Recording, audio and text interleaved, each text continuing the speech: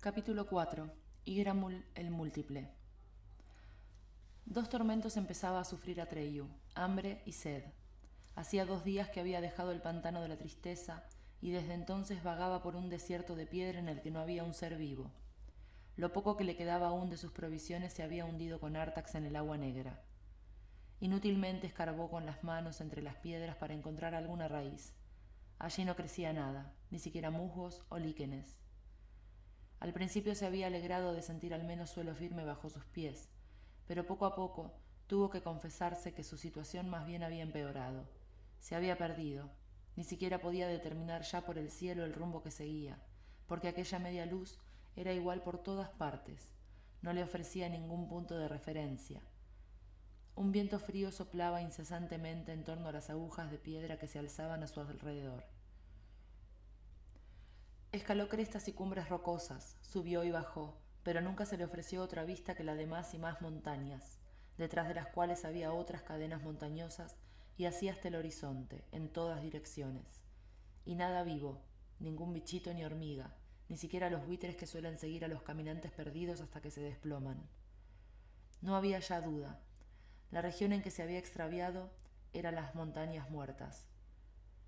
Pocos las habían visto nunca, y casi ninguno había regresado de ellas, pero en las leyendas que contaba en el pueblo de Atreyu se hablaba de esas montañas. Recordó una estrofa de una vieja canción: más valiera al cazador sucumbir en los pantanos, porque en las montañas muertas, en el abismo profundo, habita Ygramul el múltiple, el horror de los horrores. Aunque Atreyu hubiera sabido en qué dirección ir para regresar, no le hubiera sido posible hacerlo. Se había adentrado ya demasiado. Si se hubiera tratado solo de él, quizás se hubiera dejado caer simplemente en alguna oquedad de la roca para esperar la muerte, como solían hacer los cazadores de su pueblo en esos casos. Sin embargo, estaba en la gran búsqueda, y se encontraba en juego la vida de la emperatriz infantil y de toda fantasía. No podía darse por vencido. Por eso siguió subiendo y bajando montañas, dándose cuenta a veces de que desde hacía mucho rato caminaba como un sonámbulo mientras su mente vagaba por otros lugares y regresaba solo de mala gana. Bastian se estremeció. El reloj de la torre dio la 1. Por hoy las clases habían terminado. Escuchó el ruido y los gritos de los niños que abajo salían de las aulas y corrían por los pasillos. Se oyó en las escaleras el estrépito de muchos pies. Luego, durante un rato, subieron aún desde la calle gritos diversos, y finalmente el silencio se extendió por todo el colegio. Aquel silencio cubrió el ánimo de Bastian como un manto pesado y sofocante que amenazaba asfixiarlo. Desde ahora estaría solito en el gran colegio, todo el día, la noche siguiente, quién sabe cuánto tiempo. A partir de ahora, la cosa iba en serio. Los otros se iban a casa para comer. También Bastian tenía hambre y sentía frío, a pesar de las mantas militares que se había echado por los hombros. De pronto perdió del todo el valor y todo su plan le pareció completamente disparatado y absurdo. Quería irse a casa ahora, enseguida. Todavía era tiempo. Su padre no podía haber notado nada aún. Bastian no necesitaba decirle siquiera que se había fumado el colegio. Naturalmente, alguna vez lo sabría, pero hasta entonces pasaría tiempo. El asunto del libro robado, sí, también tendría que confesarlo alguna vez. Su padre lo encajaría en fin de cuentas lo mismo que había encajado todas las decepciones que Bastian le había causado. No había razón para tenerle miedo. Probablemente iría a ver al señor Coreander sin decir nada y lo arreglaría todo.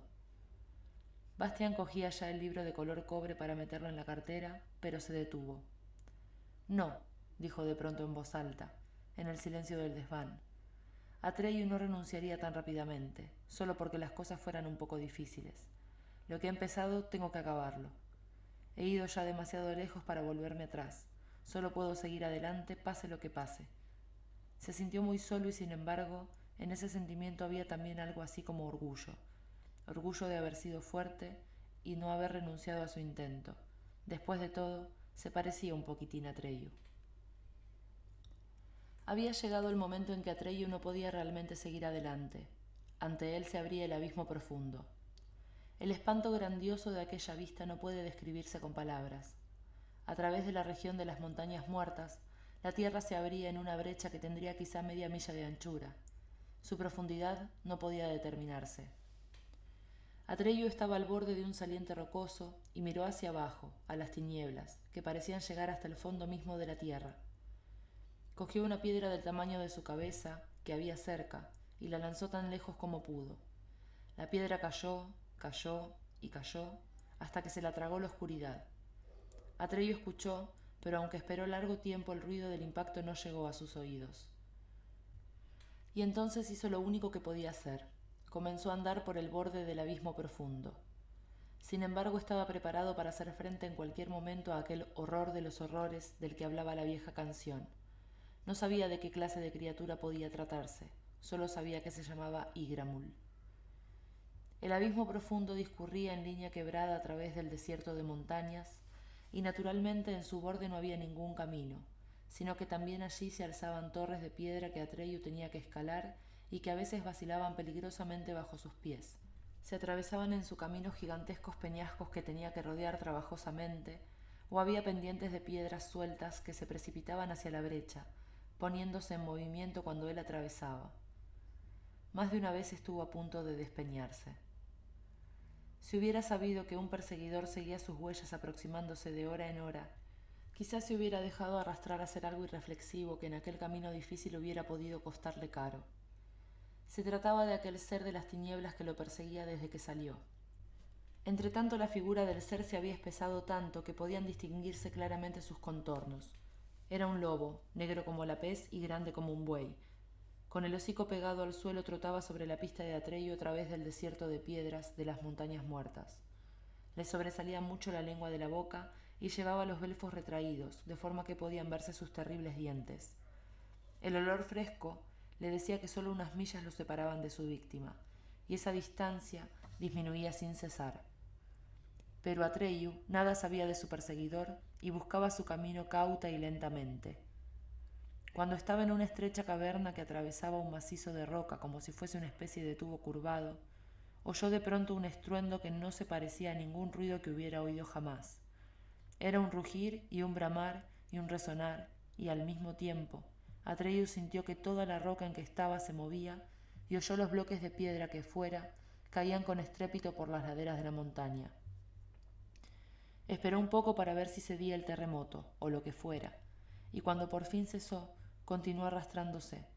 Llegó por fin a la salida y asomó con precaución la cabeza. Y entonces vio esto. Sobre las tinieblas del abismo profundo, de un borde a otro, colgaba una monstruosa tela de araña, y en los pegajosos hilos de aquella red, gruesos como maromas, se retorcía un gran dragón blanco de la suerte, sacudiendo la cola y las garras y enredándose sin embargo cada vez más desesperadamente. Los dragones de la suerte son de los animales más raros de fantasía.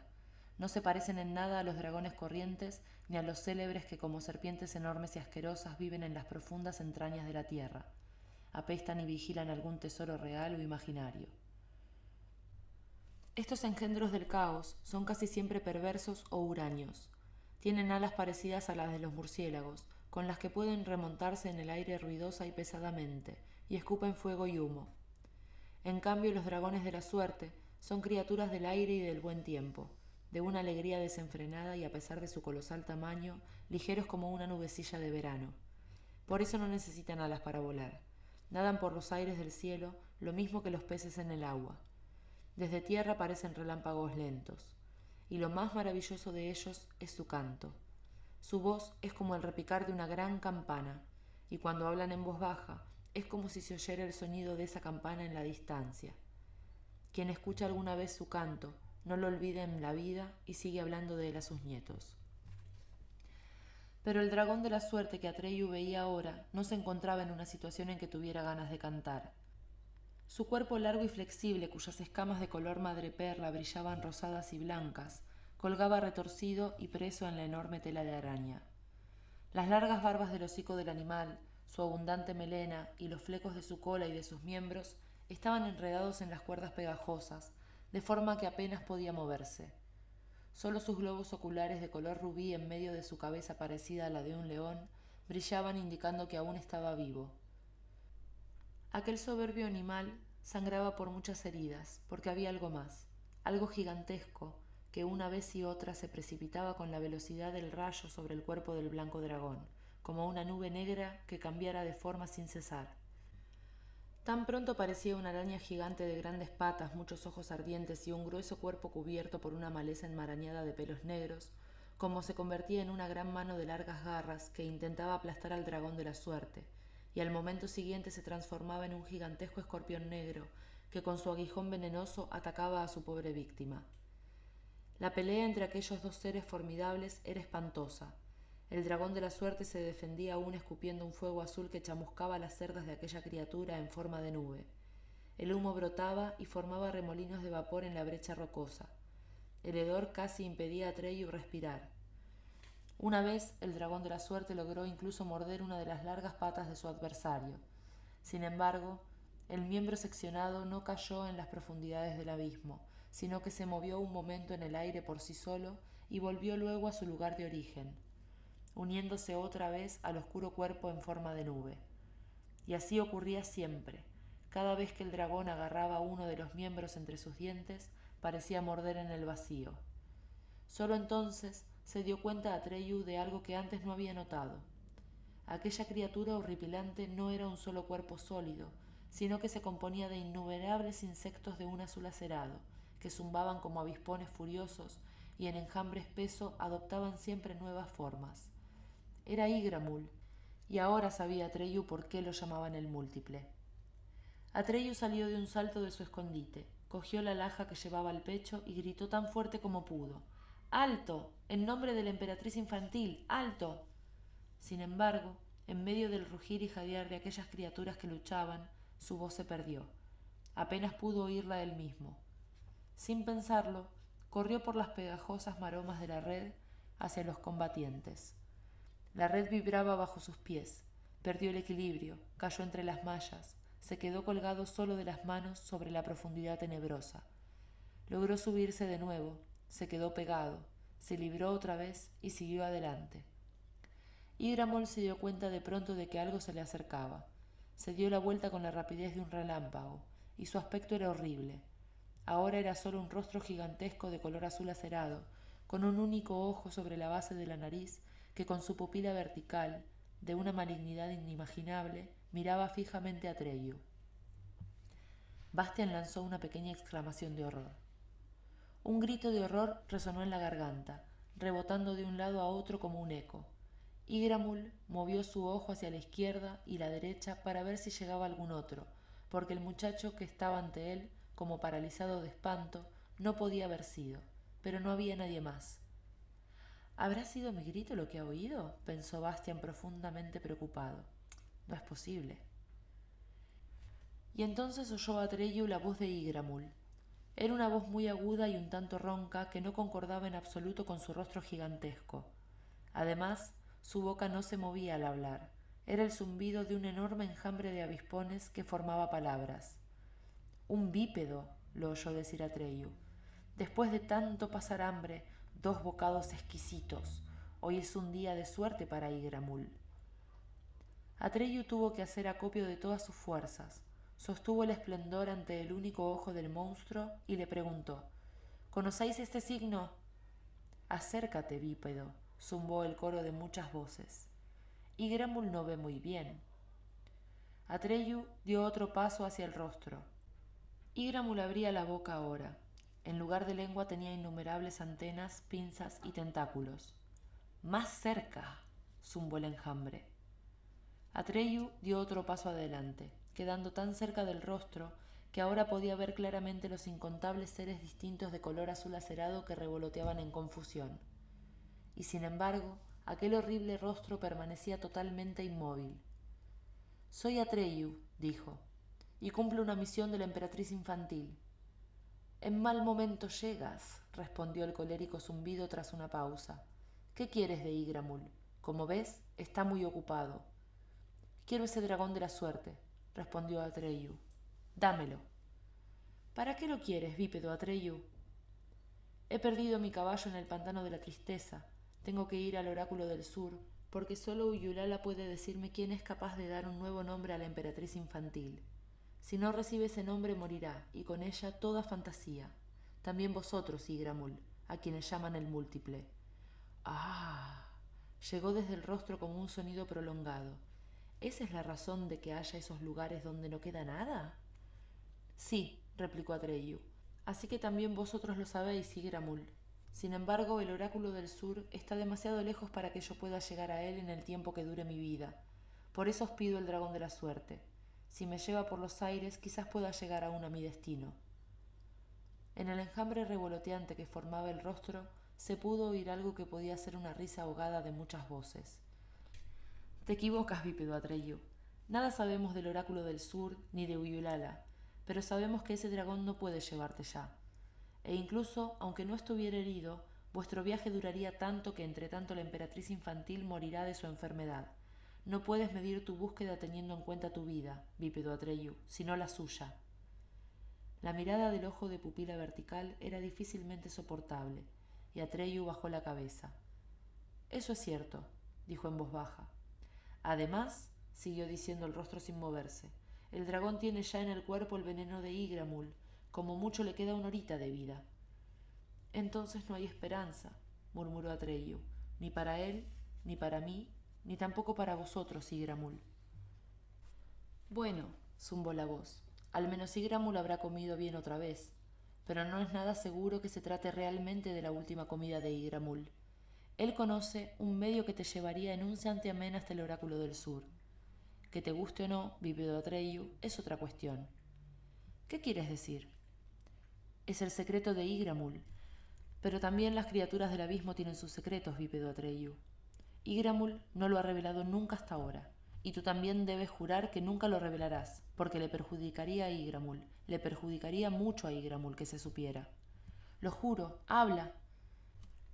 El enorme rostro azul acerado se inclinó un poco hacia adelante y zumbó de una forma casi inaudible. Debes dejar que Igramul te muerda. Atreyu retrocedió asustado.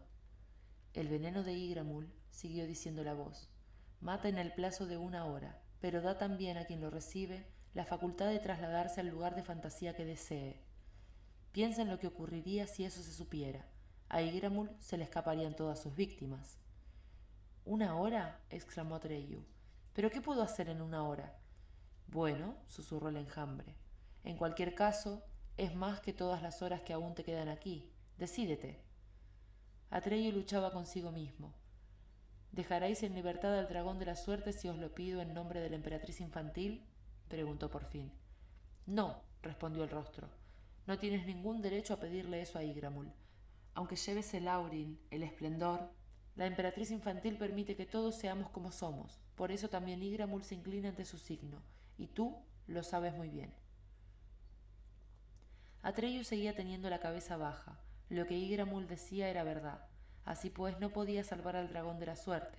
Sus propios deseos no contaban. Se irguió y dijo: «Haz lo que me has propuesto». Con la rapidez del relámpago, la nube azul acerada cayó sobre él, rodeándolo por todas partes. Atreyu sintió un furioso dolor en el hombro izquierdo y solo pensó: al oráculo del sur. Luego la vista se le nubló. Cuando poco después el lobo llegó a aquel lugar, vio la enorme tela de araña, pero a nadie más. El rastro que había seguido hasta entonces se interrumpía bruscamente, y a pesar de todos sus esfuerzos, no pudo volver a encontrarlo.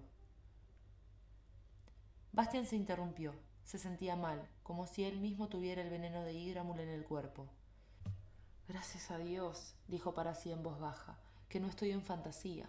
Esos monstruos, por suerte, no existen en la realidad. Al fin y al cabo, se trata solo de una historia». Pero, ¿de verdad era solo una historia? ¿Cómo era posible entonces que Igramul, y probablemente también Atreyu, hubiera oído el grito de espanto de Bastian? Poco a poco, aquel libro empezaba a resultarle siniestro.